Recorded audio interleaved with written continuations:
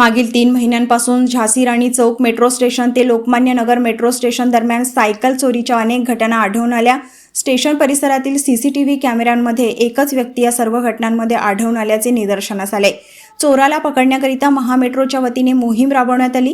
दिनांक 13 मे रोजी सदर व्यक्ती पुन्हा एकदा ॲक्वालाईन मार्गिकेवरील बन्सीनगर मेट्रो स्टेशन येथे रचना रिंग रोड मेट्रो स्टेशनकडे जाणाऱ्या मेट्रो ट्रेनमध्ये निदर्शनास आला। बन्सीनगर मेट्रो स्टेशन येथे कार्यरत सुरक्षारक्षक अक्षय तागडे यांनी रचना रिंग रोड मेट्रो स्टेशन येथे कार्यरत स्टेशन कंट्रोलर अभिजित ठोकल, सुरक्षारक्षक आणि स्टेशन परिसरातील कर्मचाऱ्यांना अवगत केले असता सदर व्यक्तीला रचना रिंग रोड मेट्रो स्टेशन येथे ताब्यात घेऊन चौकशी करण्यात आली।